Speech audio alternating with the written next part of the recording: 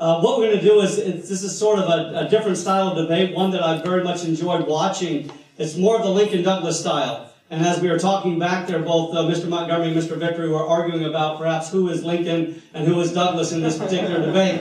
So this is going to be a lot of fun. The idea is we're going to have 6 questions that are posed throughout the night.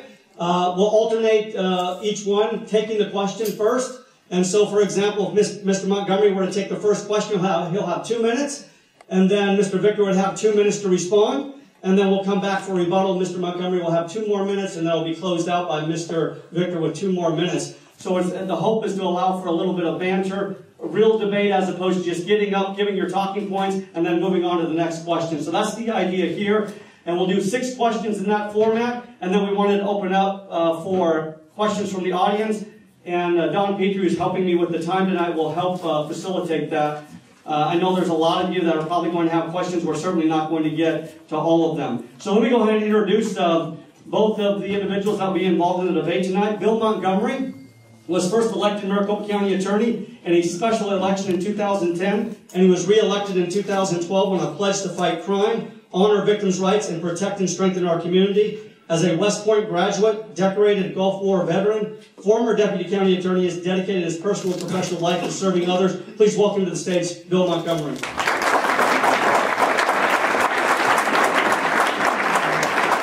And as you can see, Marc Victor is more than excited to get started. Marc Victor, he's an accomplished attorney who is often invited to speak to audiences across Arizona. He's represented clients in more than 1,000 major felony cases, including first and second degree murder, sex cases, gun cases, major drug cases, complex white-collar cases, federal appeals, and other complex state and federal matters. Jury trial experience includes several murder trials, including death-eligible matters. He's represented clients in many high-profile and media attention cases, and he ran for U.S. Senate as a Libertarian candidate in 2012. Please welcome to the stage, Marc Victor.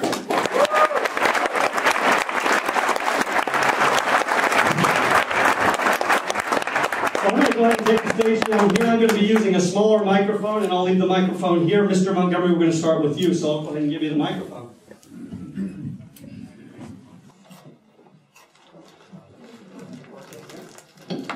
Can you hear me okay? Okay. We're going to start with opening statements. Each side will have 2 minutes each. And we'll start with Mr. Montgomery with opening statements. Sure. At the outset, what I want to say is that the point of view that I'm going to express throughout the evening is not one of the elected chief prosecutor from Maricopa County. Rather, I think for purposes of this particular debate, it's more important to take the point of view of first a fellow American, and then someone who has a conservative political philosophy grounded in the original founding traditions and principles of our country, and steeped in understanding and discussing what is evident in our original founding documents. In doing so, it's important then to also have a discussion and appreciation for what freedom means within the American experience and what we're looking at with respect to what liberty is within the American experience. Too often, as of late, when we've discussed issues involving the encroachment of the federal government and overreach through regulation and the infringement upon personal liberty by the federal government, the debate or the discussion has gone too far in the other direction, elevating the individual to a point of worship of meism, and whatever I want to do, I should be allowed to do, even if you try to allow for the harm principle, which does not provide for responsible public policy making. So that is the direction and the point of view that I'm going to come from. Obviously, my conclusion is different than Mr. Victor, or we wouldn't be here today. But I've got a lot of respect for Marc, consider him a friend, and appreciate his advocacy on particular issues. There just is a very deep disagreement on this one. And I think in terms of it being a disagreement based on principle, it also can be a very instructive and enlightening conversation. And at the end of the evening, the point that I would assert is that attempting to make a substance known to cause harm, that will cause generational issues for our youth and for this country, benefits no one in a positive way, that would help us create a society consistent with Plato, Socrates, John Mill, or others that the Founding Fathers were well steeped in, would conclude would be a good society or a good thing to do. Thank you, Mr. Montgomery. Mr. Victor. Well, good evening, everybody. I think that we are living in the most fascinating time human beings have ever lived on the planet Earth. We really hit the jackpot here. I'm not saying things are perfect, and some things are definitely getting worse. But there's many, many reasons to take an optimistic position about what's going on. And I'm talking about a macroeconomic sense. I'm talking about our planet. Our world, we may not realize it, but it's getting more free in a macroeconomic sense. We're getting wealthier. Torture and violence, while not disappeared from the earth, is still here, but it's generally frowned upon. That's different than most of our history. We're getting more civilized. Religious fanaticism is down. We're getting, cooler heads are prevailing to some extent. Trade is rampant. Technology is rapidly increasing our standard of living. Things are moving in the right direction. And we're doing a better job at respecting the rights of other people in lots of different areas. Said another way, we are becoming more libertarian. We're becoming more free. We're starting to figure out the things that are pro-life for our planet. So we shouldn't be surprised at all that this ridiculous, insane, stupid, foolish, huge mistake drug war is coming to an end. This debate's about 20 years too late. I'm here to tell you it's already over. We have already won this debate. I declared victory a long time ago. It's impossible to live in the United States and not be paying attention to what's happening in our state, in our country, and even internationally. This thing is over. We're going to have a few hiccups here and there, but for the most part, marijuana will be legal in this country and in our world. I just want to finish by saying, in this 2 minutes, the marijuana legalization is but a small piece of a much bigger issue. The question, do you own yourself? And that's what we're here to talk about tonight.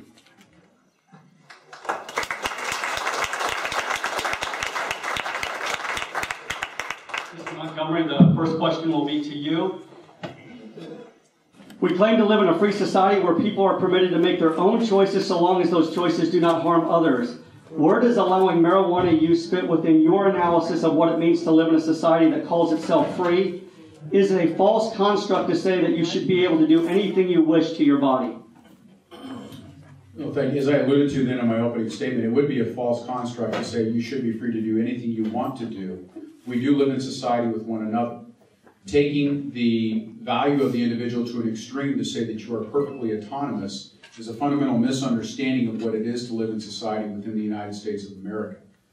One of the premises for our Declaration of Independence from the King of England was in basis of nature's law and nature's God.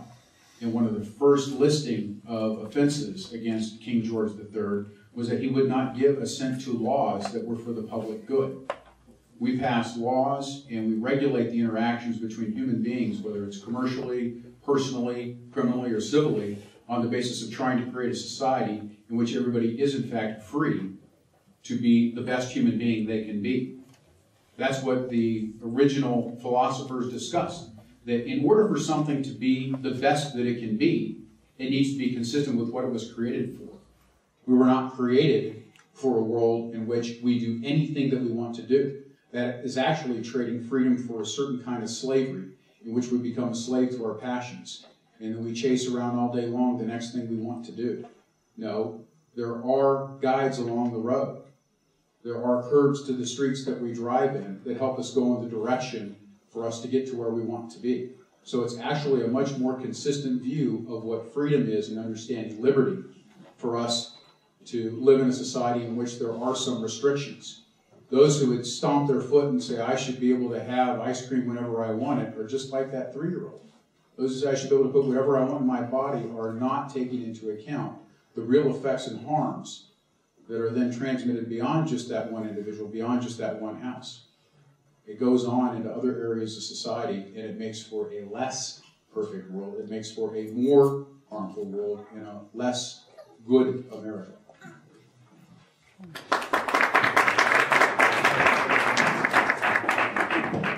Mr. Victor.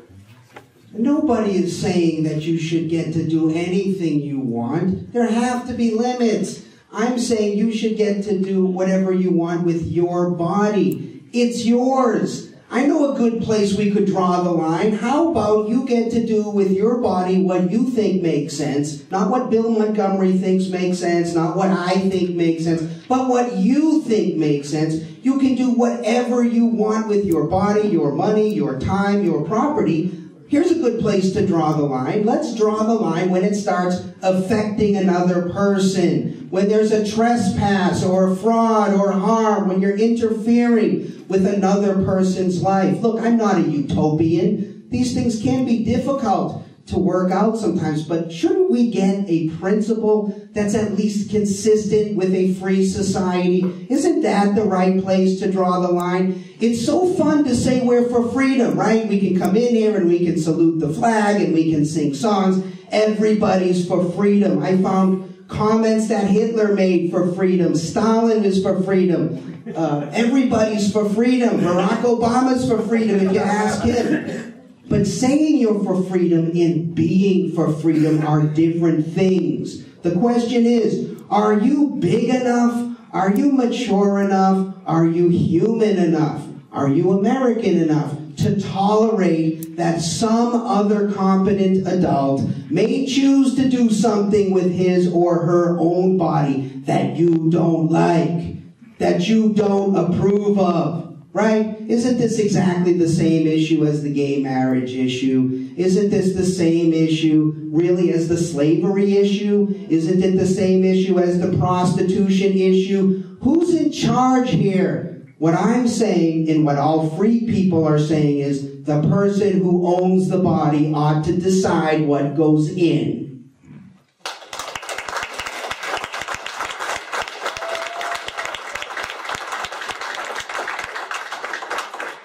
Mr. Montgomery. The rhetoric sounds good, but beer philosophies are usually only good when you're drinking a beer. You cannot do whatever you want to do to your own body. You will hurt yourself. You will hurt those around you. You will create an environment then in which moral relativism isn't just something that we're trying to fight off and fight away, but it's something then that becomes the controlling idea for every individual person. You cannot maintain a strong society doing that. There's not a single society in the history of the world that used moral relativism as a guiding principle. Not a single one. Going back to Plato, Aristotle, Socrates, looking at the examined life, in order for human beings to be good and to be the best human being they could be, was to pursue those things that allowed you to utilize your talents and abilities. There is no good that comes from using marijuana to get intoxicated. Now, let's be very clear here, too, that I'm going to distinguish any medicinal application from the recreational use. Those are two different things. The recreational use of marijuana provides no overarching societal good, zero.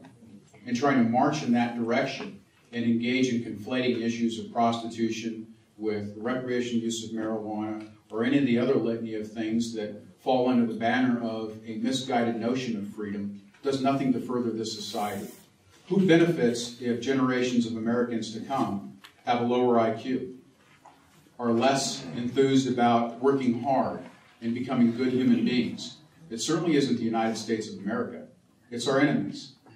And so why we would want to facilitate that in the first place is a very myopic view of freedom at that. Again, freedom is not the ability to do whatever you want to do. True freedom is the ability to pursue and engage in those activities and the fruits of those endeavors that help you be a better human being. And being a better pothead is not being a better human being. Mr. Victor, final rebuttal. So true freedom, you heard it, ladies and gentlemen, is doing whatever it is that Bill Montgomery has decided is within the risk-reward ratio that he's decided that's appropriate for you. Because Bill's decided that you shouldn't get to hurt yourself. And Bill's a good guy, and I also consider him a friend. And I know he wants a smaller government, but doesn't he sound like a big government guy, a big paternalistic government guy when he comes up here and says, you might hurt yourself? I got news for you. There are lots of things that you do that hurt yourself. You own yourself, and you are entitled to hurt yourself if you choose. That's part of what's being free, and I know that scares some people because freedom can be really scary. You know, to me, jumping out of a perfectly working airplane, I'm thinking about that and deciding that for me, that doesn't make a lot of sense because I'm thinking about maybe the rush that I might get from such an activity. I'm also thinking about the possible harm.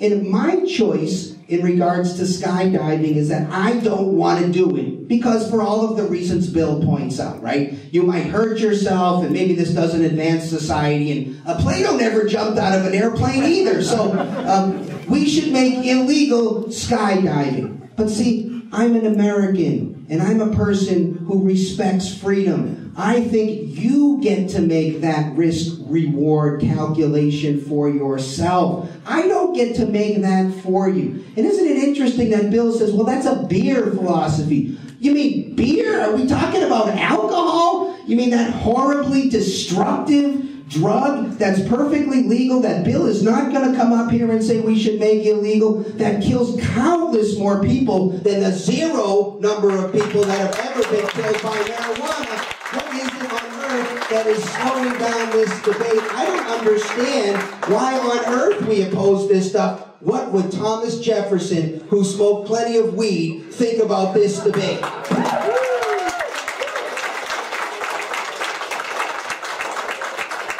Mr. Victor, we're going to start with you on this question. Marijuana is known by many as a gateway drug. And the question for you is two-part. Will this therefore lead to an increased use and incidence of heroin, cocaine, and methamphetamine use? And number two, is this a victimless crime? Raise your hand if you've ever used marijuana and have never used another illegal drug. Come on. You have the right to remain silent.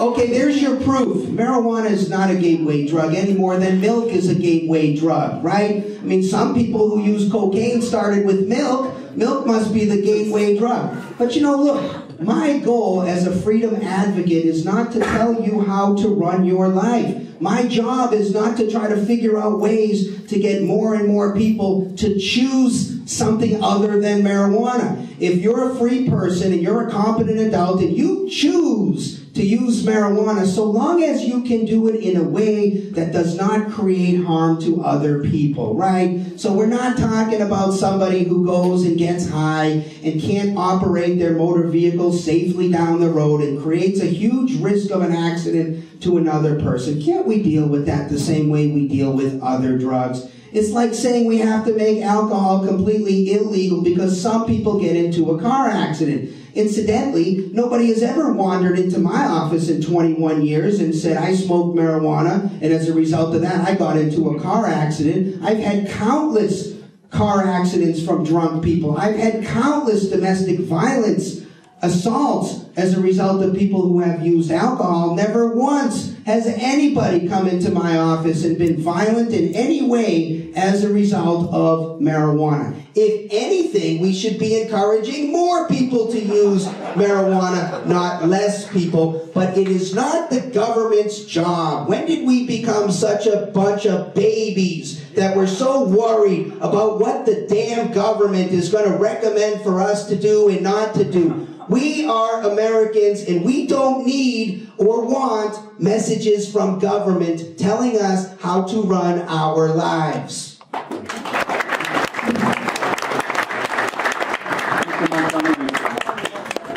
So it's time to point out a couple of continuing fallacies in Marc's argument. Number one, marijuana is not the same thing as skydiving. I'll just point that out. I know as a Marine it might be hard to understand that, but I needed to make that point.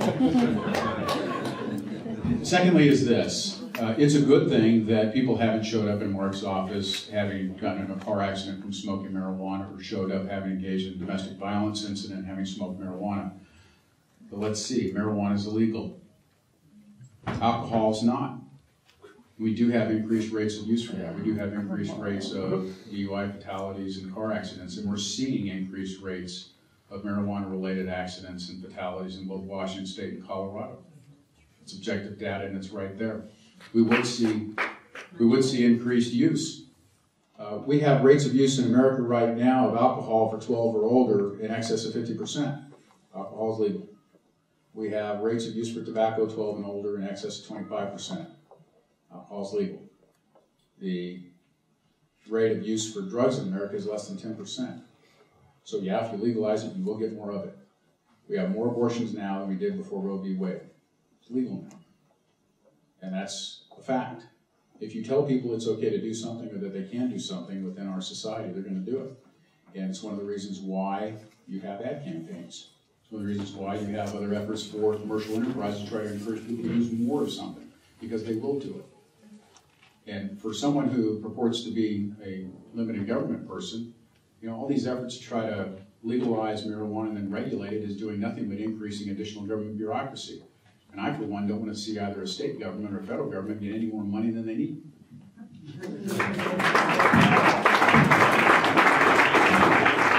Mr. Victor. I didn't say anything about regulating marijuana. I would like it to be unregulated like practically everything else that we have right now. We have too much regulation in every area. I didn't say anything about regulating or taxing marijuana, but maybe Bill and I can join together on something. I agree with Bill that in the event somebody drives their motor vehicle after ingesting marijuana and they're unsafe, and that unsafe condition causes an accident, that's why we got Bill. And I'm not saying we should close down Bill's office. There's lots of real crime. That's fine if somebody does something to hurt another person. But is this second grade where we say, oh, somebody did something wrong with marijuana, therefore nobody can have marijuana? It's just ridiculous. And for whatever harm Bill could point out that actually ingesting the drug marijuana can cause, and maybe there is some somewhere, I don't know. I'm not aware of any of it anywhere. I've never had someone come into my office who was physically addicted, who couldn't stop or couldn't control themselves. But if there is harm from marijuana, it pales in comparison to the harm that is caused from the drug war. Don't make a mistake of equating whatever the harm is from the use of the drug to the harm that is caused to our entire nation, to all of us, the destruction of the Fourth Amendment. It doesn't take very long for you to just take a look at some of the cases that the United States Supreme Court has handed down, destroying your freedom and privacy, even for the people who want to keep marijuana illegal. It pales in comparison to the number of peaceful fellow human beings who are locked away in cages like animals right now. It's disgusting, it's immoral, it's un-American, and it should be ended for that reason alone. Mr. Montgomery, final rebuttal. So let's think about what the actual statistics are then for those who are incarcerated simply for marijuana possession. In Arizona, is 131 state prison at the end of August of 2013. 131. That's 0.3% of that prison population. And given how we utilize plea bargains, that's probably pled down from possession of marijuana for sale or for trafficking. So in Arizona law, you can't go to prison for the first two possession offenses. There is an emphasis on treatment and substance abuse, intervention and prevention. Why? Because marijuana is addictive. The PET scans are there. The studies are out now. There's a new one coming out every 6 to 8 weeks on the actual harm. There was a young man from Wyoming who went to Denver on spring break and ingested a marijuana edible cookie and then threw himself over the railing because he had a psychotic episode. It's documented. You can go look it up if you can get keystrokes. Now, the other important point that you need to realize is that by creating the boogeyman called the drug war and trying to conflate that with Supreme Court cases is ignoring the fact that law enforcement would be just as likely to engage in other types of law enforcement operations that would have called for similar reviews. It doesn't matter if the substance within the apartment was a drug. It could have been a book for horse racing or something else over time. Criminals are very ingenious about trying to come up with other methods and means for committing their crimes. And what came first, the cop or the robber? You need to keep that in mind too. The drug war is not responsible for millions of people in prison. Nationally, 3.7% of people in prison are there for a possession-related offense, and it's not all marijuana.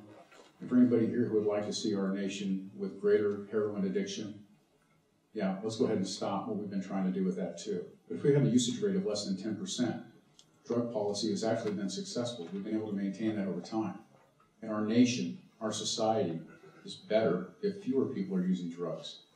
They're more productive, they're more fun to be around, and they're not winding up on a corner and needing treatment, unable to work, slowly dying.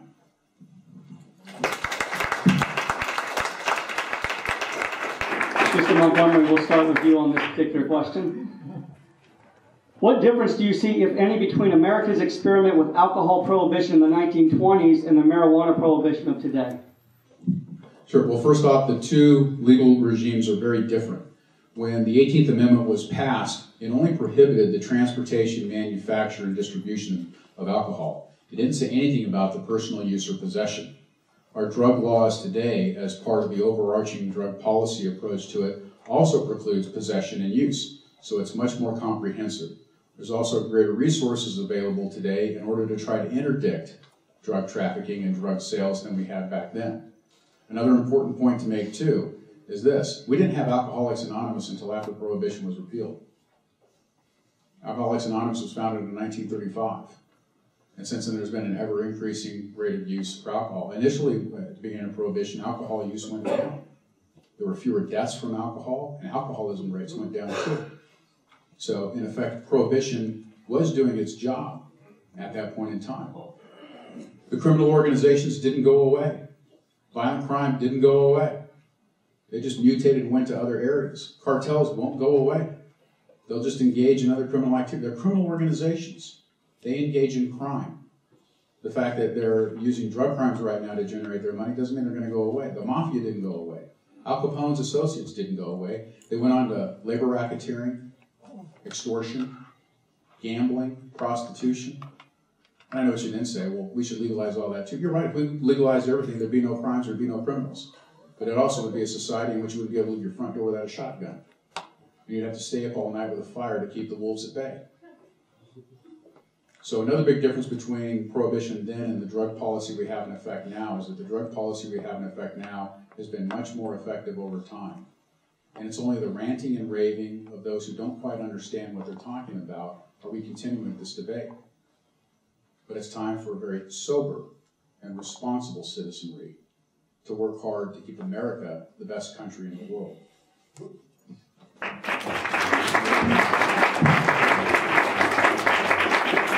Mr. Victor. Well, you know, anybody here worried about the alcohol cartels? They're really scary, you know.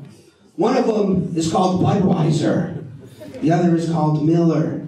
And, you know, they can bring their horribly dangerous drugs now to the same exact street corner at the same exact time and place it on the shelf for people to peacefully purchase them. And there's no guns, and there's no violence, and there's no bullets. And in the event that they do get into a dispute, they come to a law firm, and they hire lawyers, and they go to court. But that's not a better system than what Bill is suggesting. Bill would rather maybe go back to the days of Prohibition. We're slow learners in our country. You would think that we have a perfect example, right? Perfect example from not that long ago of alcohol prohibition. A drug that may be, you know, dangerous drug. This drug is really bad. We got serious problems with alcohol. We had them then, we have them now. Although, in a legal environment, non-alcoholic beers have been going up. People can easily stop and get off alcohol if they choose. No problems. The market decides what people ingest. It's not the government. People used alcohol before Prohibition. People used it during Prohibition. And people used it after Prohibition. What's the difference? The black market is way different. And I've seen lots of stats, because I've researched that talked about alcoholism actually went up during Prohibition, not down. But the thing that Bill most is afraid of me saying, and so maybe he'll address it when he comes up here, is the fact that what's really different about this, at least the American people were astute enough to know that the federal government didn't have the authority in the Constitution under Article 1, Section 8 to run a prohibition on alcohol. So they had to pass an amendment. Where is the amendment for the federal government to run a big, giant, 69 billion annual cost marijuana drug war? Mr. Montgomery. It's a continuing disingenuous point to try to suggest that in making a decision about whether to legalize marijuana or drugs necessarily invites a review of the decision to legalize alcohol, or tobacco for that matter. We weren't there 7,000 years ago when Egyptians started to brew alcohol. There were no studies then to try to determine what the longitudinal effect would be upon individuals, families, communities, and societies if we were to legalize alcohol. By the time we became a nation, alcohol was in vogue. At the same time, though, public drunkenness was gravely frowned upon. And it was the fact that it was seen as shameful, that people didn't want to shame their families or be looked at in a shameful way when they went to church. The government didn't have to do much more than that. One of the other things to consider, too, is that in looking at the differences between prohibition and the effective drug policy that we have in place right now is just that its effectiveness and the ability to control certain types of behavior or to influence certain types of behavior and what we do right now with respect to drugs. You know, the other thing to keep in mind too is we weren't around when people started cultivating and smoking tobacco to determine whether or not that should have been legal in the first place. We didn't have the studies in place to figure out that it was going to cause cancer and kill tens of thousands of people and cost us billions of dollars in health care. Marijuana has the same type of percentages that tobacco has. So why would we make that decision now when we actually have the benefit of having that kind of information up front? We shot ourselves at each foot with tobacco and alcohol. The next one goes to our head. And it makes absolutely no sense for us to do that when we are capable of looking at the data and assessing the impact. In Colorado, it's not a good picture. Things are not going well out there. It's only when you exclude a review of Denver and Denver County completely that you can make the claim that primaries have started to fall, because it includes all of Colorado.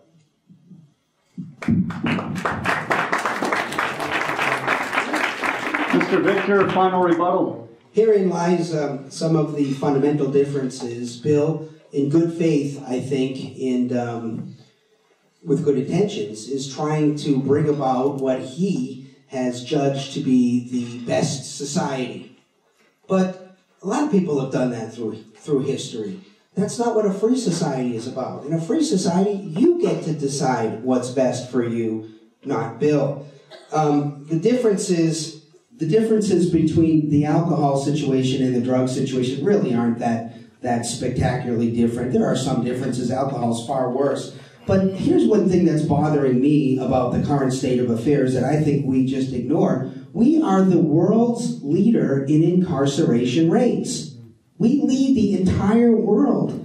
And I'm not talking about just raw numbers. Of course we do by raw numbers, but we also do as a percentage of our population. There's nothing to attribute that to other than the drug war. I was in the prison today talking to 2 inmates, and I asked them a question I like to ask all the time, which is, what percentage of people do you really think need to be here? I heard a number today that blew me away, 90%. Now, they're not all drug cases, but probably, Bill likes to say, well, you don't go for simple possession, but what Bill doesn't tell you is if you got 2 or 3 marijuana cigarettes, all of a sudden you're at risk of being charged with sales. If you have 1 prior felony conviction and you're charged almost anything, you're looking at mandatory prison. His very office is alleging priors. I'm going to tell you this, there are people in this audience right now whose kids are in prison for stupid little marijuana cases. I'm not going to name them or identify them. They know who they are. It's just simply not true that people don't go to prison. And so when you're talking about effectiveness, yeah, it's been effective at incarcerating our fellow peaceful American citizens, and I think that's an outrage.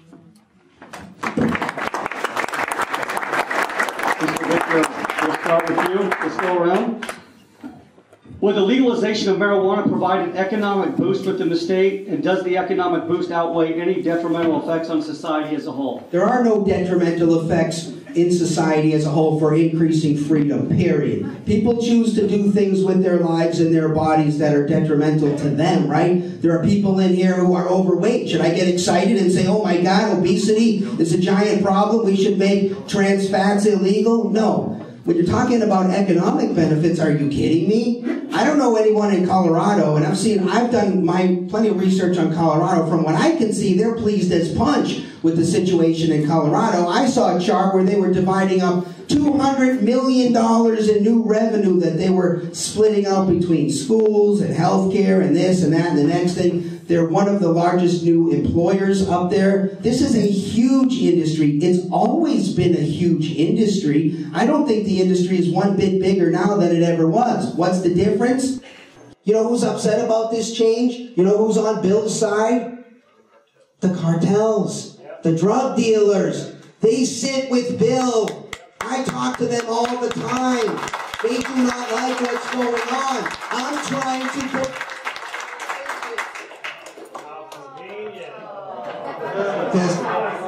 We're back? All right, we're back. I'm trying to put the cartels out of business.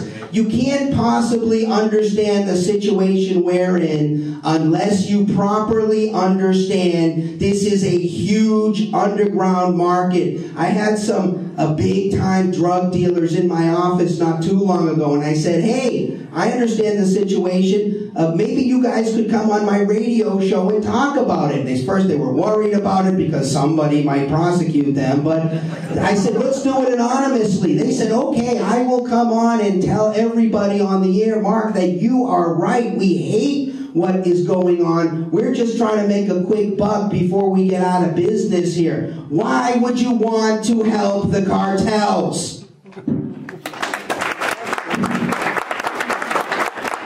Montgomery. Huh?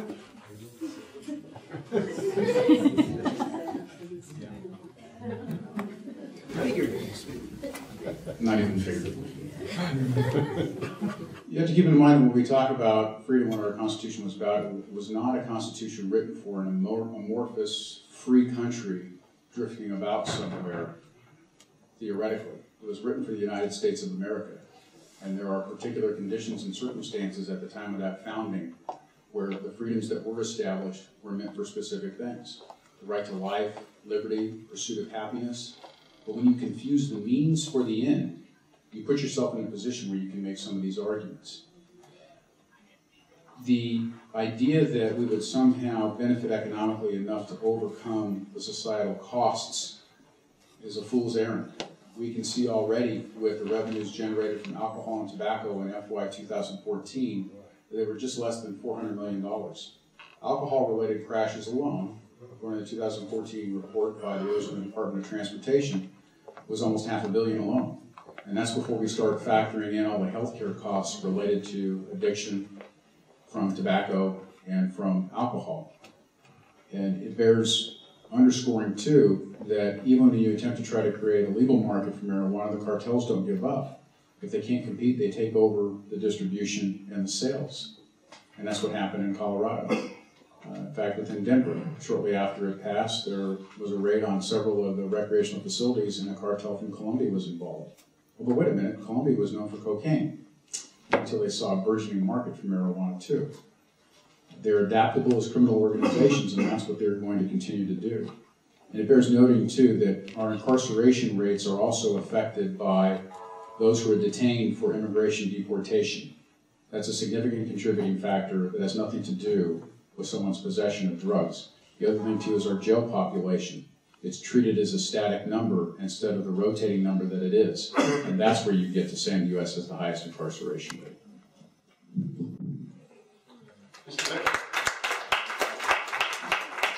We also have 7 million people on probation in our country. We are out of control. We're building private prisons at a rate that surpasses every other nation. We are a total police state.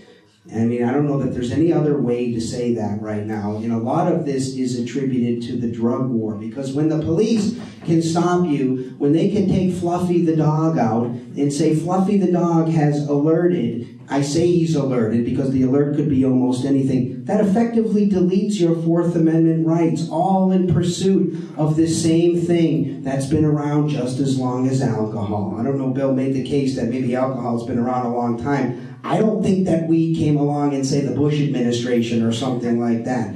When you talk about societal costs, there are two halves to this. One half is the savings. The savings is almost incalculable. I mean, when I said $69 billion, that was an old figure. That's the last time I looked at the figure.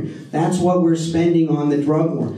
Then the cost, in human cost, to put people in prison, to break the backs of our fellow humans, to take them out of their family situations and leave the wives and the kids suffering on welfare and on access. You realize what the costs are there? What about the cost of this giant law enforcement machine? Have you seen Sheriff Joe Arpaio's tank that sits outside in front of his jail that says war on drugs in it? Who's he using that tank against? Look, cartels, they don't just disappear the second it becomes legal. And it's still quasi-legal even in Colorado. They don't have all-out do whatever you want with your own body there yet. But cartels don't just disappear. Even the cartel guys I was talking with, they want to make a few extra bucks before they're out of business. But use your own brain on this. Think about where the alcohol cartels are. Do you really think that these flunkies who are cartel guys from Mexico can compete with the likes of Philip Morris or our big multinational corporations growing and transporting and selling marijuana? They know they're going to be out of business, and so do we.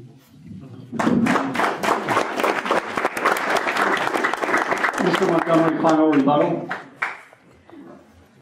The human cost that we would wind up seeing would be for future generations of Americans who aren't able to compete, whose IQs have dropped by an average of 8 points due to chronic marijuana use, who've seen earlier onset for bipolar, schizophrenia, clinical depression, suicide, whose brains are now affected permanently with the brain chemistry as well as its physical layout.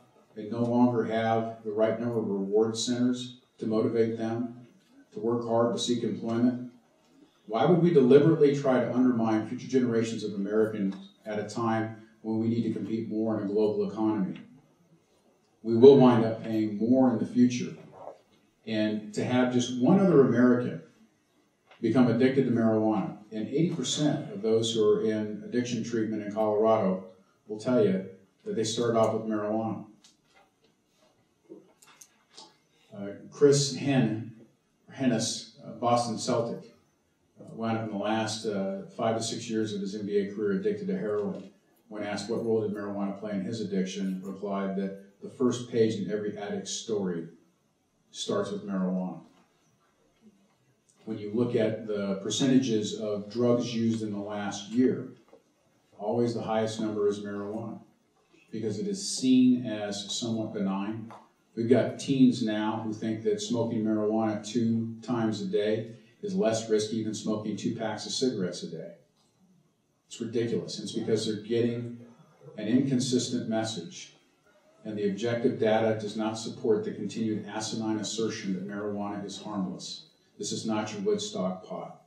It's gone from THC concentrations of 3 to 5% to upwards of 20% and even 30% in Colorado.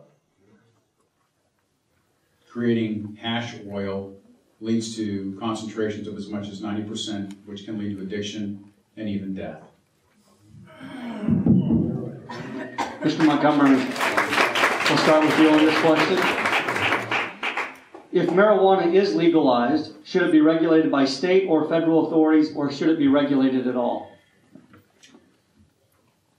Well, I'm starting with the premise that I don't think it's going to be legalized, but if it were, there should be an effort to try and regulate it like other controlled substances in order to continue to try to the best that we could, even though we would follow the same rate as we have with alcohol or tobacco to limit access to youth.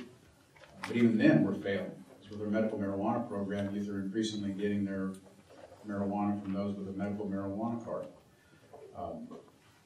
So I think we're going to try to seek some degree of regulation. The principle of subsidiarity would say the lowest level of government would be best.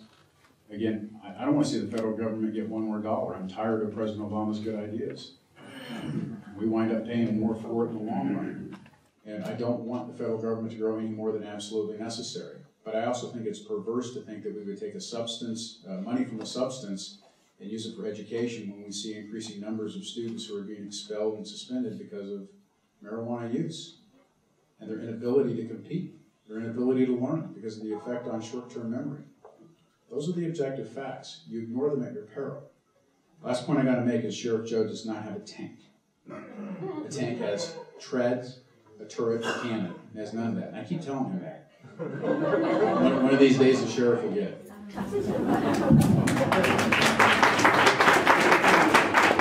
Mr. Victor. I hope the sheriff didn't hear that comment because he'll rush right out. I'd sure rather my kid smoke marijuana than smoke tobacco cigarettes. Tobacco cigarettes, we know are addictive, we know will kill you, and there's lots of objective data on that.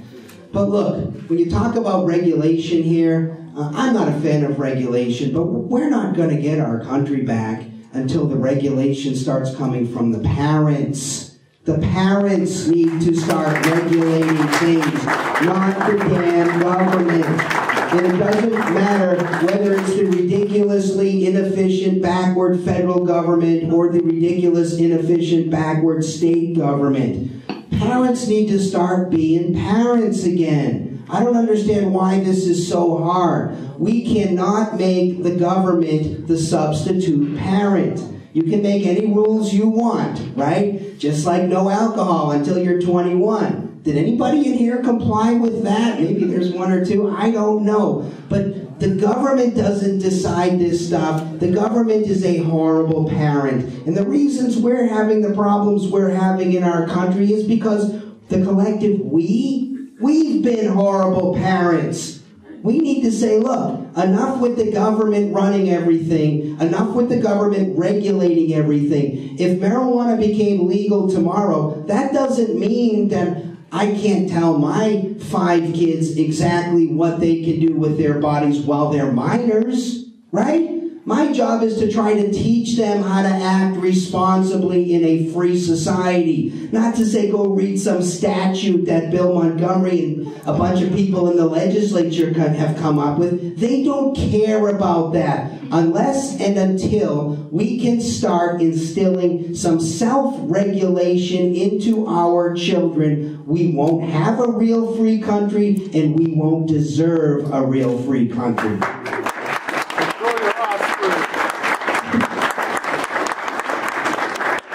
Mr. Montgomery. You know, the kind of regulation we would wind up seeing, and Marc mentioned Philip Morris earlier, would take on the same kind of regulation, the same kind of commercial environment we saw with big tobacco. We would wind up with big marijuana. In fact, we're seeing some of the same practices by marijuana companies in Colorado that the tobacco companies engaged in back in the 30s, 40s, and 50s, back when they knew that tobacco would kill. And they're starting some of the same things now. They know now what marijuana will do. And they're trying to get kids hooked now through the edibles. One of the first things they tried to do after marijuana was recreationalized was lower the age from 21 to 18. Why? Because you got to get the kids hooked in order for you to get your customer base over time. And it would just be an absolute travesty. It would be another stain on this nation's soul if it took us another 30, 40, 50 years to realize that mistake when we have the ability to forestall it up front. I do agree with one aspect that Marc mentioned, and so I want to highlight it. We do have to be better parents.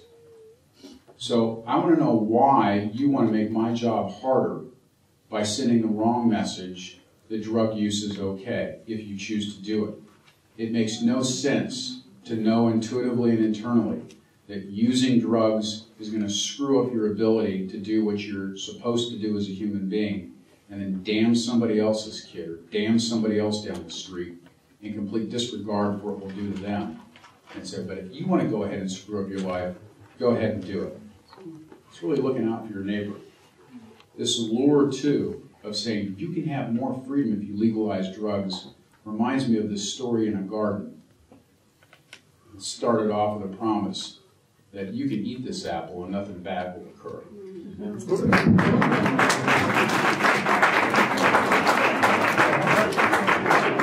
Mr. Victor, final rebuttal. I don't have any stories about talking snakes to deliver right now, unfortunately. I'm interested in talking parents, okay? Look, I don't drink any alcohol at all, and that's by my choice. That's because I'm a big boy, I'm a competent adult, and I'm responsible for my body. But I would be the first person to stand up and argue that alcohol ought to be legal for consenting adults. I don't want that choice taken away from me, even though it's a choice I personally don't choose. I want the dignity of making that decision for myself. I don't want the government sending me messages. I don't want the government sending my children messages. I'm in charge of doing the parenting for my kids. Couple of quick stories. My son Braden's all excited because he got his permit now where he can drive a car. Does he get to drive with me? No. When he gets his license, he knows he's eligible to start driving with me. Just because the government, my kids would never make an argument to me and say, hey, Dad, the government says it's okay for me to drive a car, therefore I get to drive, right? I would say, I don't care what the government says. I'm the parent. I decide when you get to drive a car, not the government. That's what I'm instilling in my kids. When that same boy, Braden, was about 5 years old, I think he heard us talking about alcohol. Heck, we had a big, huge open bar in our house, not for us, but for our friends who might choose to use some alcohol. And he was curious about what alcohol tasted like. Did I say, you gotta wait? The government says you gotta wait till 21 before you can try this? No!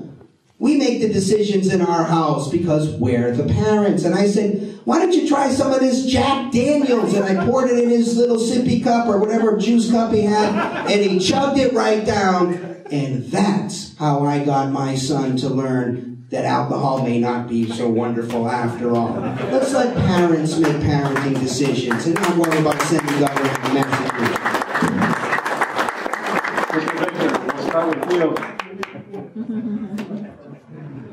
And I think in a roundabout way we've hit on this question, but we're going to ask it nevertheless and allow for some banter to go on here.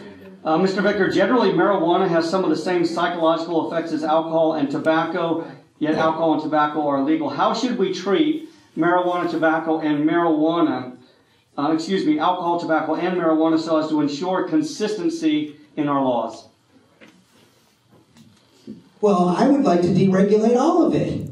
I don't think that we ought to, just because we're over-regulating alcohol. I thought it was kind of ridiculous when I joined the United States Marine Corps at 17 and 2 weeks, and then I was ordered to go overseas in Desert Storm, and I sat in a hole right by the border, and I was ordered to take anthrax pills and nerve agent pills, and I was trained as a marksman with an AR-15, and our job was to breach the minefields that when I came home, the government decided I couldn't drink a beer.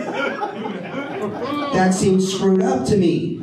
I don't think that any of this, none of it, is the role of government. All of it is the role of parents. And if corporations want to take policies and say, you know, we don't sell to this group or that group, that's their prerogative. They can make those decisions. We need to get away from everything government all the time. And shame on us for calling ourselves a free society. We live in the empire with more rules and regulations. I can tell you as a criminal defense lawyer, I don't even know all the crimes that a person in Arizona could be charged with. So, I don't think we should be regulating any of this stuff. And if competent adults choose to alter their consciousness just for the fun of it, that is their decision. I'm sure they can do that in a way that's peaceful. They can do that in a way that doesn't cause risk of accidents. It's called use an Uber, or have somebody else drive, or just stay home. Competent adults can figure out things to do with their body, and frankly, I don't care what drug they're putting in their body in a legal sense. In a moral sense, I might try to convince a friend of mine maybe they shouldn't use methamphetamine or something, but I don't get to make that decision for another competent adult.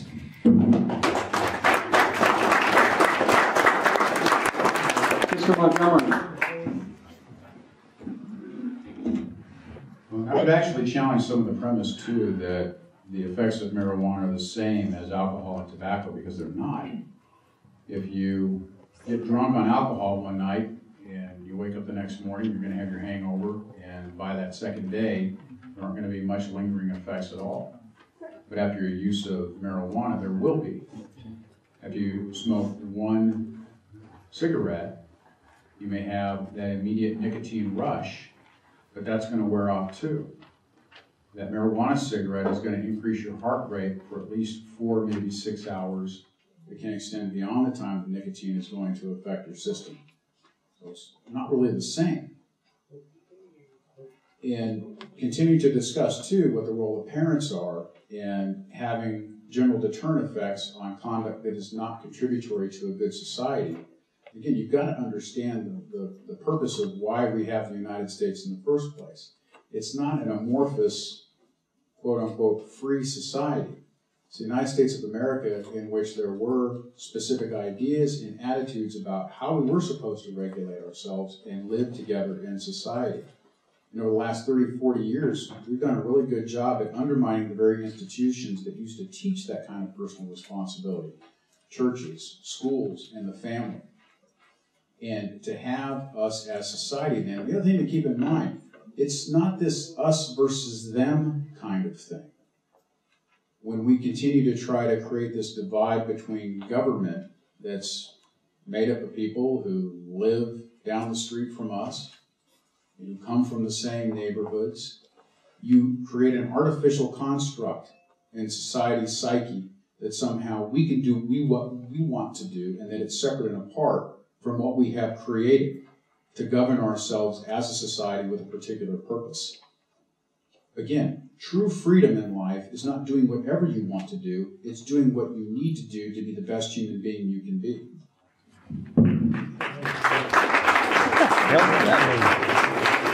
Mr. Victor, before you answer or go to your final rebuttal, I just want to make an announcement. So we want to open it up after this final rebuttal with both Mr. Victor and Mr. Montgomery. We want to open it up to questions. If you have a question, we'd ask that you line up over here. And what we'd like to do is this. We want to have, I'm sure most of you have a position on this. You're either pro-legalization or you're anti-legalization. We'd like to alternate, right? So not everyone's going after Mr. Victor or everyone's going after Montgomery. So we want to alternate, and we'd ask that you get right to the question, no long drawn-out narratives. So with that, Mr. Victor, final rebuttal here. I gotta say, it's to me, and I'm sure to a lot of people here, it's kind of excruciating to listen to Bill talk about the effects of marijuana, because he clearly doesn't know. And I wish that he would just go smoke a joint. I really do. Because so much of this stuff doesn't make any sense to me or anybody else who's ever engaged in that activity. I mean, is it okay for us to say this as Americans, right? Even Ted Cruz is now on record saying, yeah, I smoked a joint. So did all of these presidents, right? And somehow they didn't manage to ruin their lives. They became presidents of the United States. They became leaders in business, right? Does anybody think Steve Jobs never smoked a joint? I mean, come on. To try to say that people are going to smoke marijuana and ruin their lives is just patently ridiculous. Maybe some people will, but that's what a free society is about. And we can do our best to try to help them if they're smoking marijuana and they get out of control or something like that. But this isn't really a pro-marijuana position. This is a pro-freedom position. As I said at the beginning, marijuana is just one little tiny piece of the puzzle about you being in charge of your life. And I don't see it. We just went through this big thing about gay marriage. Really, that just happened. We knew it was going to happen. We shouldn't really care about that. It's other people's business. Why can't we say the same thing about marijuana? Why can't we take the same position and say, look, if other competent adults want to smoke a joint and they're not doing anything to endanger, I'm not worried about whether they're the best human being they can be or not. They will be the human being that they decided to be. Don't they have that right?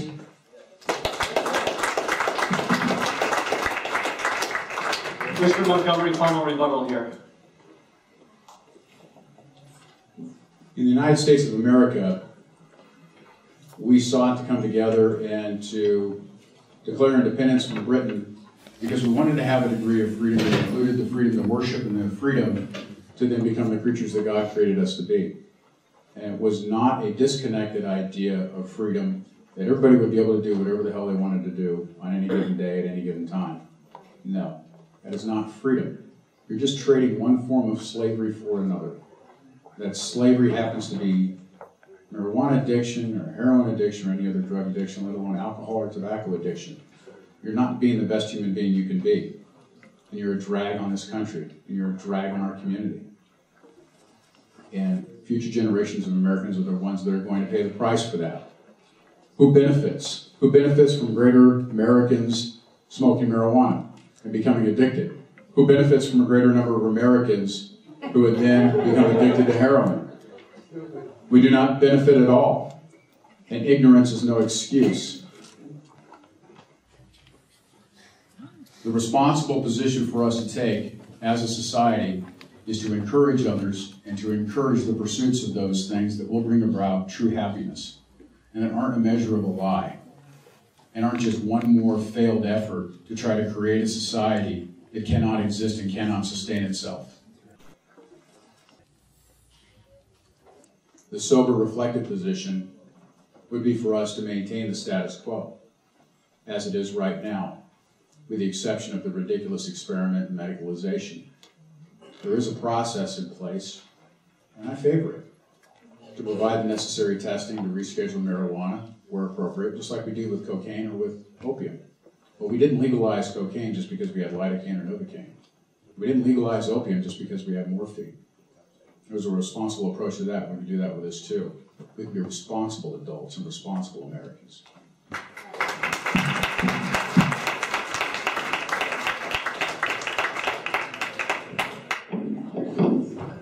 Darrell, what time do we need to close out? 8:30, okay, because we're going to have closing arguments as well, 2 minutes each. So both Mr. Montgomery and Mr. Vick will have 2 minutes each for each question that's thrown their way. Mr. Weiss, or? Mr. Montgomery, you used Greek philosophers as examples of paragons of virtue when you were condemning moral relativism. Yet those same philosophers that you referenced, practiced pederasty, drunkenness, cannabis was already in use in Asia Minor at that time. So I'm wondering, which parts of those philosophers is it that you're using for your moral relativism? I'm not going to answer a ridiculous question like that.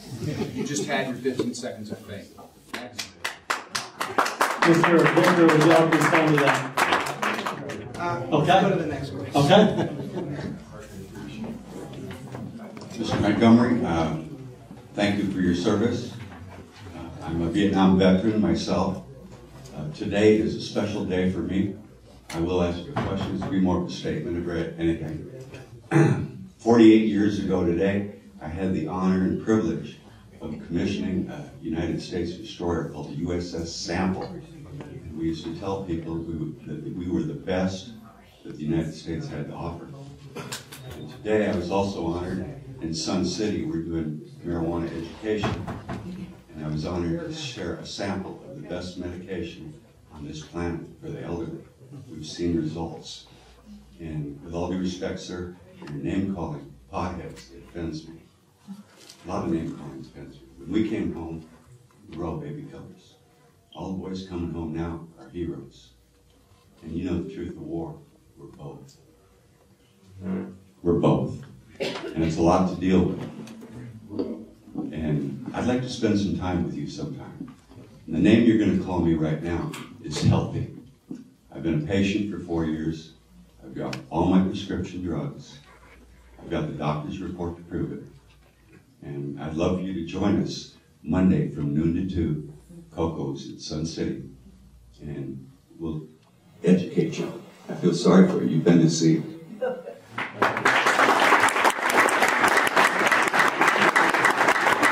going to go ahead and restate what I said at the beginning, that there is a distinction between medicinal applications and recreational use. I'm a recreational user too. Well, then you're violating the law. And I have no respect for you. And I have no respect for you as someone who would try to claim that you served this country and took an oath to uphold the Constitution and defend it against all enemies, foreign and domestic, because you're an enemy.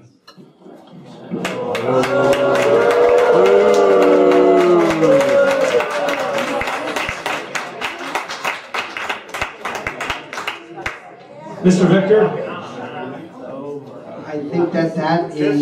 I think that he is probably representative of a large segment of the population, and I think it's really sad. I think that this right here is a great American who owns his body, who served this country. And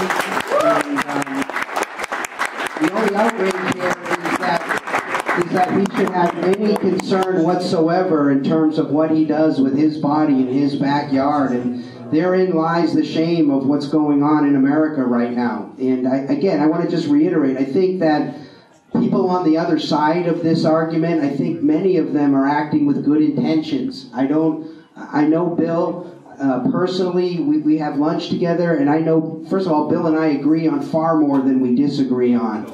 And I believe him to be a good American, but we see this issue differently, and we need to keep it as an intellectual discussion. And for this gentleman back here, this is why this is such an urgent matter, and we need to get, because he could go to jail over something like this, and to me that's just such a disgrace on our country.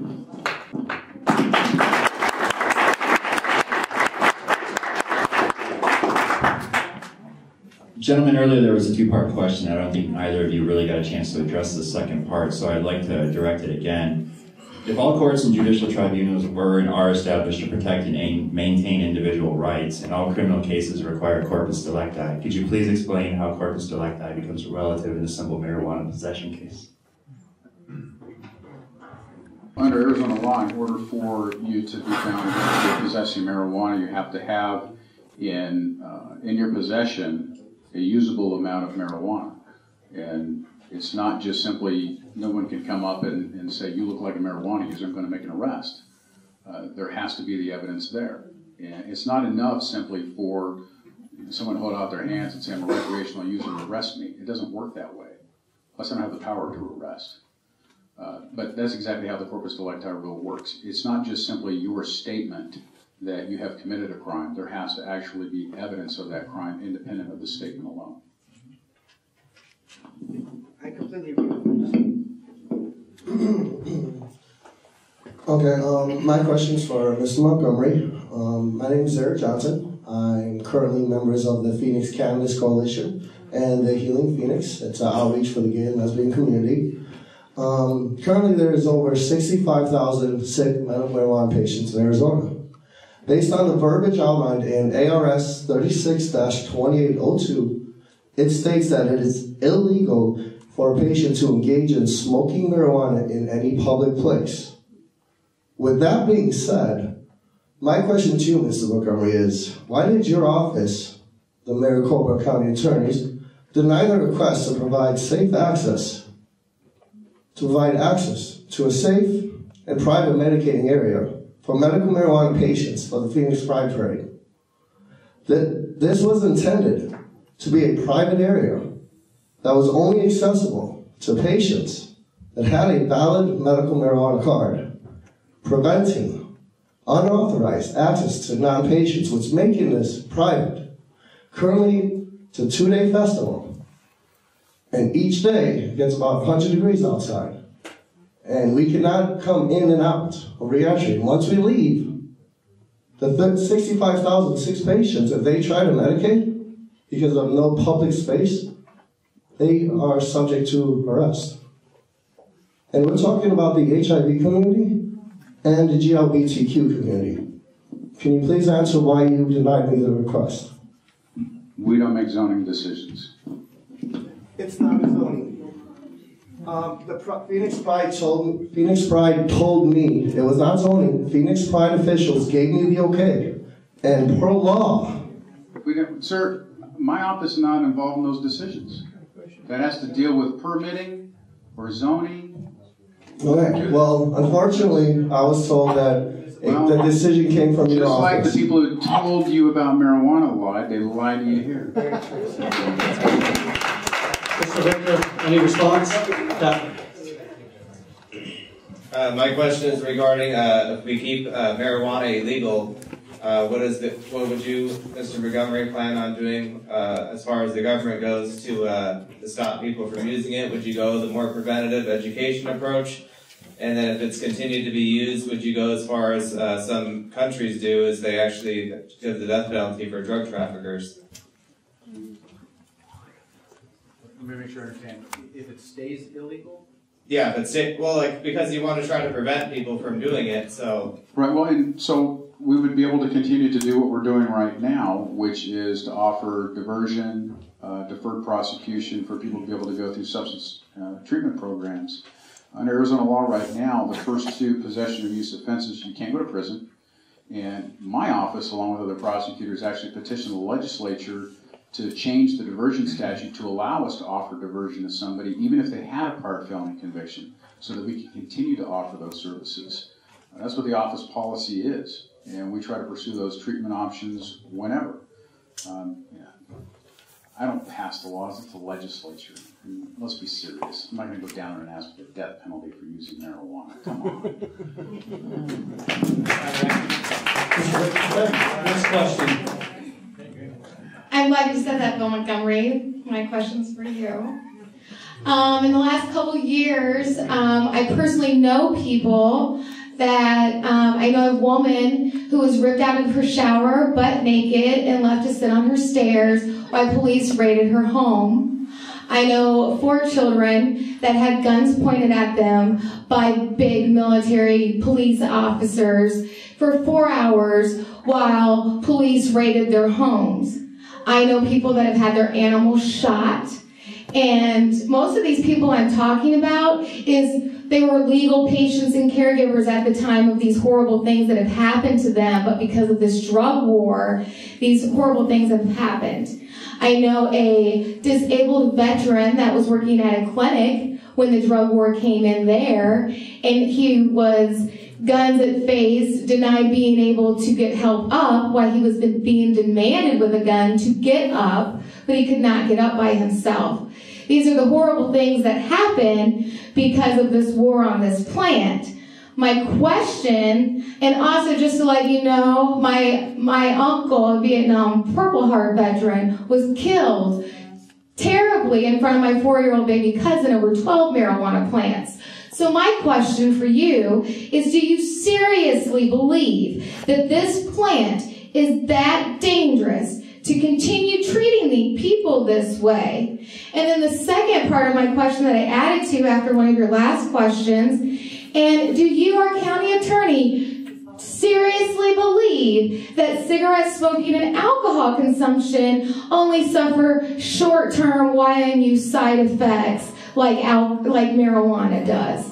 So, 2, is this necessary treatment for this? 1, is this really necessary treatment over this plant? Do you really feel it's that dangerous?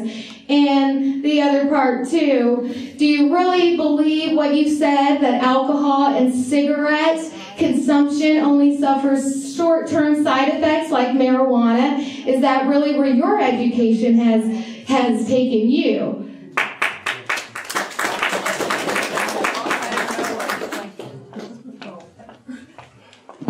No, I don't believe any of it. I was just saying it for the debate. I was hoping you were smart. And as far as all the parade of horribles, I've been in a house rather than just know people when a sheriff's department has served a warrant to arrest someone engaged in drug trafficking. I was the one who was home that day when my father was a federal fugitive because he engaged in drug trafficking. So I don't need to hear anecdotal statements. It's a marijuana question. It was marijuana too. So I know from firsthand experience exactly what that can look like. And simple possession doesn't usually result in any of that. but it's the additional crimes. And I'm sure they're all your friends, so they weren't engaged in anything else. I'm sure of it.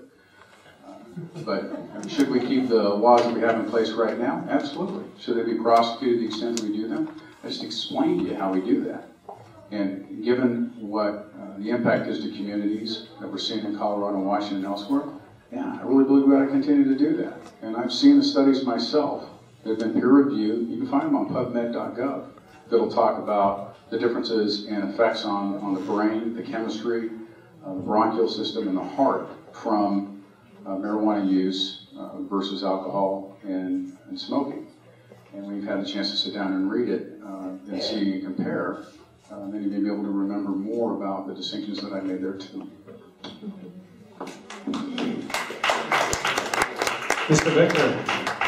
There are lots of studies about detrimental effects from saturated fat and sugar in our diet that I think wreak far more havoc on the human body than does marijuana.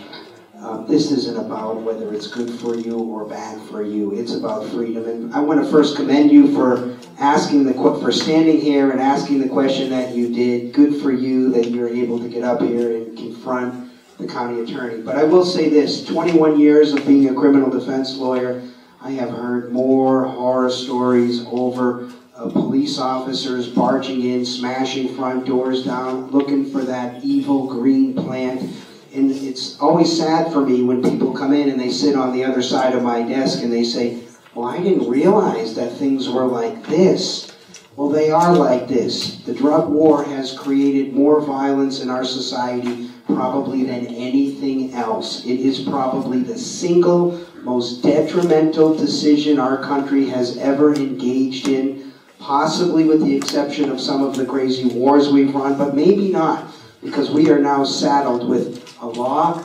Our criminal procedure has now been warped. Our Constitution has had big holes blown through it now, all in the pursuit of the evil green weed. And as I've said, the actual mechanisms of the drug war have caused far more harm, way in excess of any harm that all of the illegal drugs put together could possibly cause, which, by the way, is about 1% when stacked up against the 99% of other prescription drugs that kills other people from things like saturated fat and sugar.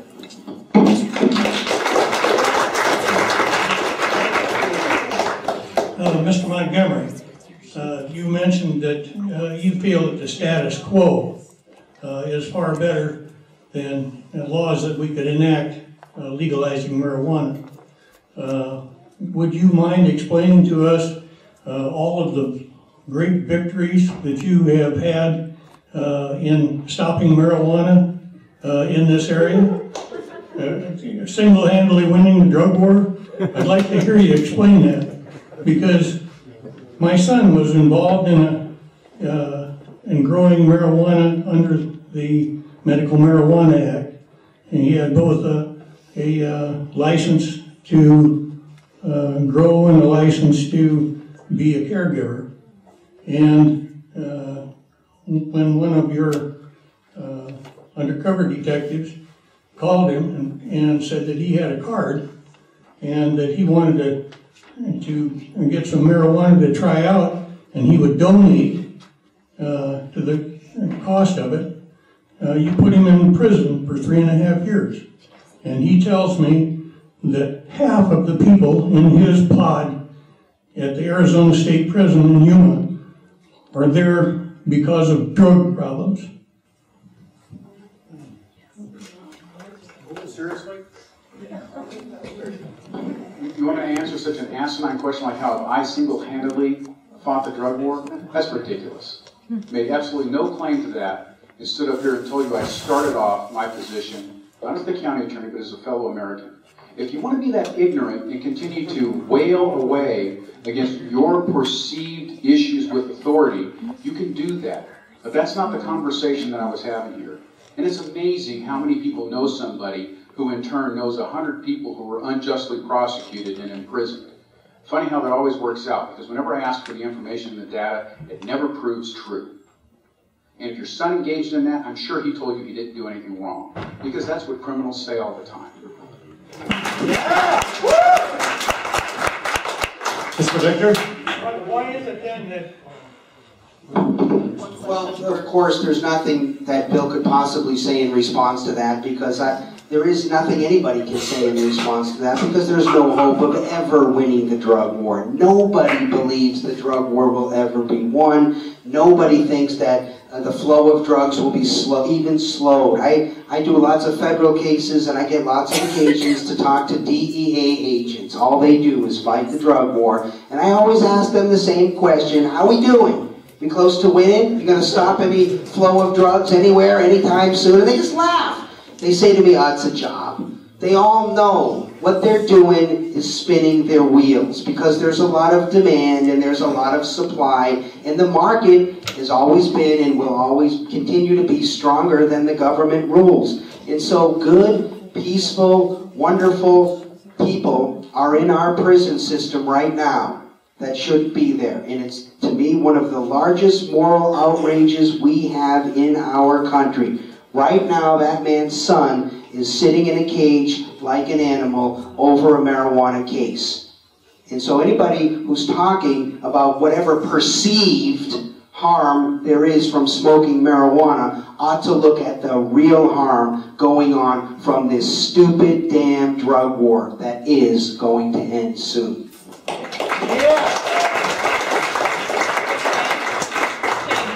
This is a question kind of going off of the previous comment, a short practical question for Mr. Montgomery. If marijuana will be in circulation inevitably, wouldn't it be better to legalize and regulate so that THC would be able to be maintained at safer levels for public safety?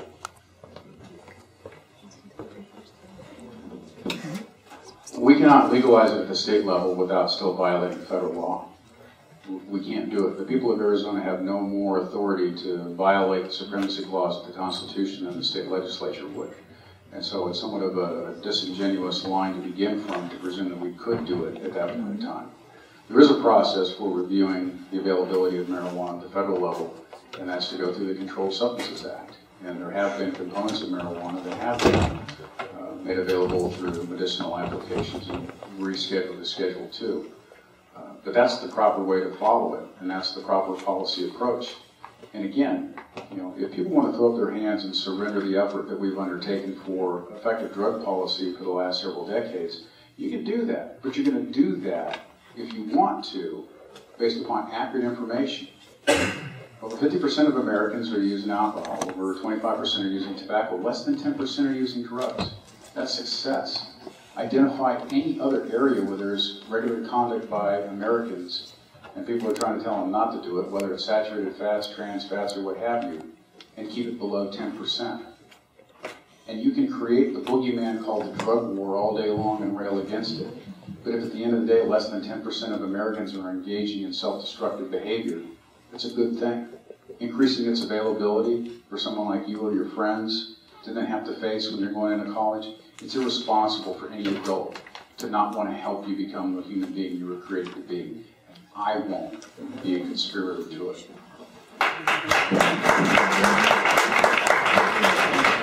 Thank you for asking such a good question, a very respectful way that allowed me to respond.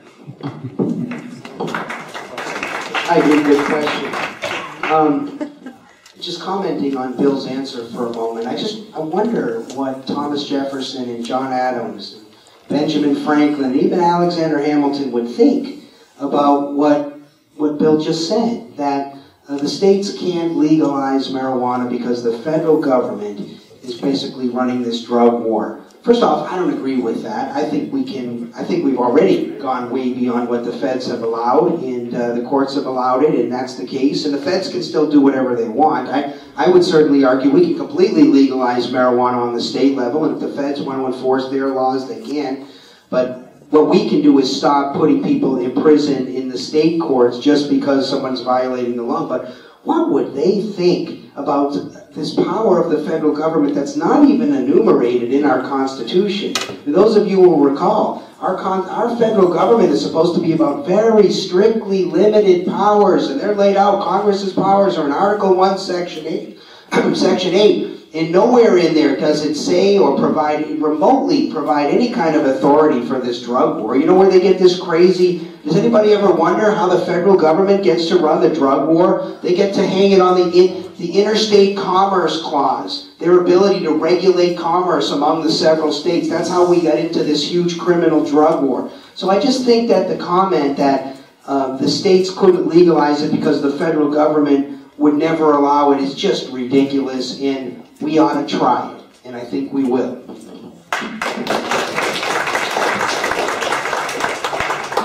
I just want to thank you both for coming. It was a very fiery debate, and I appreciate that you remained intellectual on it. You didn't really go party or ideological. So my question is for Bill Montgomery, but I think I'm going to broaden it at the end so you can be included as well. Healthcare right now is a cartel. Our high prices for unhealthy choices are inflated by fixed prices because we have a monopoly on it. So my question is, what is to be deemed now as unhealthy and healthy, and should we prohibit stuff that are unhealthy choices? And then also, just like genetically modified foods and many climate change and all these other things that have inconclusive scientific claims like marijuana, should we regulate it based on little evidence? Mr. Montgomery, we're going to try and get through all these questions, so if we could limit the answers to 1 minute from here on out, that would be great if we get to the rest of these folks. Sure, and I've got a hard time at 8:30 when I'm going to have to leave too. Real quick then, I would actually turn the question around and you say there's such scheme evidence of the benefits of marijuana as an overall legalized substance that until you can show me it really wouldn't be more harmful than alcohol or tobacco, don't attempt to legalize it. And I would also, for purposes of our discussion, Mark, I would also distinguish legalization from decriminalization. Decriminalization, certainly the states could do. But legalization, where there's an affirmative plan for allowing people to use it, that's where I say it runs afoul of the supremacy clause.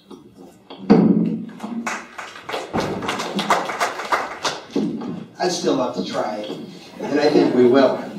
And I think the federal government will back down, as they have thus far. And the reason they're going to back down is because the only thing that matters in all of this is what's in the hearts and minds of the people in this nation. And those hearts and minds have changed, and they will continue to change, just like the hearts and minds of the people in all the other countries that surround us. Other countries have flat out legalized everything. In Europe, almost everything's been decriminalized at this point. You can go to Amsterdam, you can buy marijuana legally for recreational purposes all over the place. And I've been there 4 times, and there ain't no problem with it. It's peacefully bought and peacefully sold, and it will be here as well.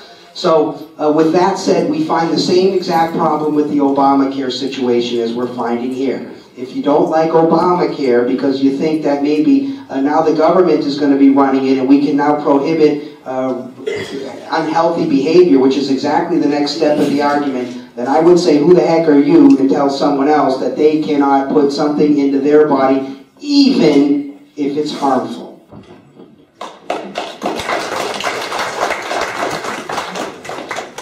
My name's Chuck Hatt. I would like to know, what was the problem in 1937 that was solved by criminalizing marijuana? What problem was solved? Either one. I wasn't there then. Hell if I.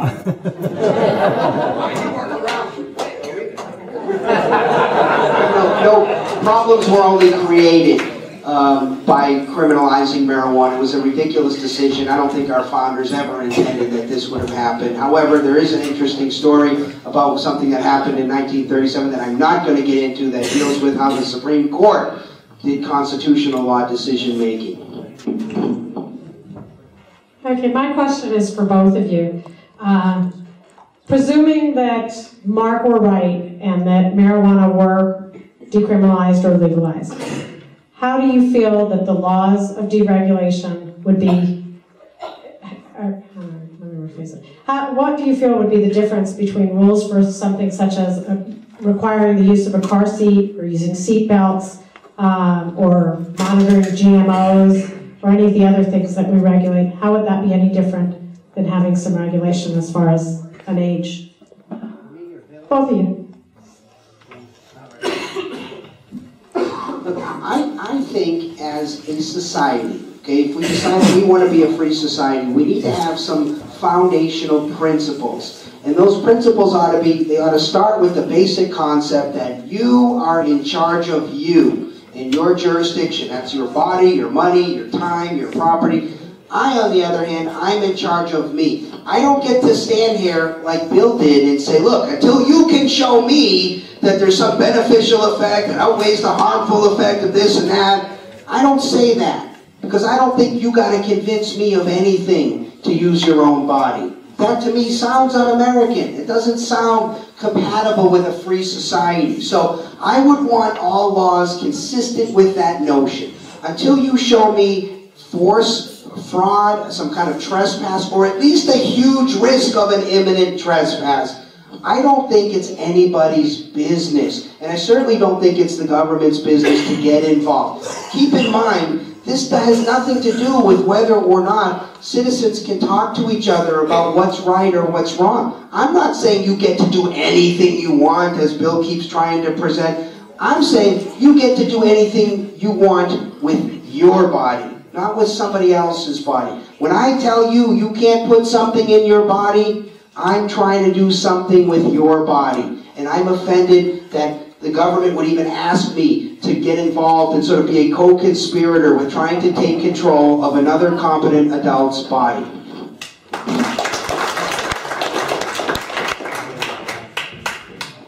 So the reason why I made that point about you need to convince me is because in a policy debate, if you want to change current policy, you have the burden of persuasion to convince me and anybody else why that change would be good. That's how policy debates work. You don't assume your position is right and then try to argue from it. That's why I mentioned that that's what we have right now as a status quo.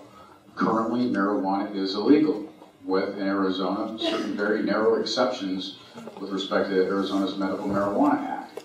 If you want to expand that, you need to make the argument and be persuasive. And in doing so, everybody also needs to keep in mind that the debate on marijuana itself has been influenced over the last 20 years by $150 million pumped into the argument, 120 or so from George Soros himself, who's made his money when societies fail. Why is he betting on us to fail? I don't want him to win. Okay, we're gonna go right into closing arguments. Mr. Montgomery, you go first. Mr. Victor, you'll have the last word. Enjoy that, because as a criminal defense attorney, you never get it. At the end of the day, in order to fairly approach this particular issue and address it in a responsible way, we've got to understand the concepts of freedom and what it is that we're actually being asked to consider. And in reviewing, going all the way back to philosophers who began to answer the question about what is it to be a good human being, a debate and an exercise that informed later generations of political philosophers upon whom our founding fathers relied in forging those founding documents. To be a good human being is to engage in those activities and pursuits, that pursuit of happiness that makes us a better human being. And together, as Americans, we seek to fashion a society which will continue to be a shining city upon a hill and continues to be an example in which the freedom we enjoy, the liberty we pursue, is that which helps us to be the best human being possible. So if you want to legalize any drug, you need to make the argument that doing so will make us better human beings, instead of just generalized arguments that maximizing freedom means you can't tell me I can't do anything. Even if you want to invoke the harm principle and say that there's even a limit to that, where as long as I'm not harming anybody else, you still have to, in this particular instance, exaggerate autonomy and assume that you actually could engage in that kind of conduct without necessarily interacting with, interfering with, and affecting other people. Everyone who's ever lived in a home with an alcoholic knows that's not true. Everyone who's ever watched a loved one die from lung cancer knows that those personal decisions didn't affect just them. And that's the reality of this. We have an obligation to present and future generations of Americans not to set up a society in which they then become burdened by foolish, short-sighted decisions now. and we have a responsibility to those who have fought and died in the past to preserve the freedom that we enjoy as Americans and preserve the society we have. Mr. Victor, the final word. It's nice to have the final word for one. You know, Bill has this idea of what a better human being is. I think that might be open for debate. I don't know what a better human being is. Isn't that the fundamental problem here? I mean, if we could all agree on what a better human being was, then we could certainly try to move in that direction. But we don't agree on what a better human being is. We all have different ideas about that. That's what a free society is about. I got an option to decide what a better human being is for me, and I might change my mind in 6 months or 6 years or 6 minutes. That's the responsibility of being a free human. All of you have that right to decide for yourselves what a better human being is, and it may include smoking a joint once in a while. That's up to you, and it may not. But you have a right to make that decision. A great law professor of mine once told me while I was in law school, Mark, if they get you asking the wrong question, it doesn't matter what the answer is. And we've been talking a lot about the wrong question here. The wrong question is marijuana healthy or unhealthy? Does it have bad effects or not? There's lots of things that are legal and ought to be legal that have unhealthy, bad effects. That's not the right question. The right question is, who gets to decide whether this particular substance gets to go into your body? Isn't the answer obvious? Why on earth shouldn't you, assuming you are a competent, free human being, why shouldn't you decide for yourself? You review the evidence, you decide, you figure out whatever the benefits are of marijuana, whatever the downsides are, and you decide for yourself. And if you change your mind, you change your mind. That's what freedom is about. It's not about whether marijuana is good or bad. It's about who chooses.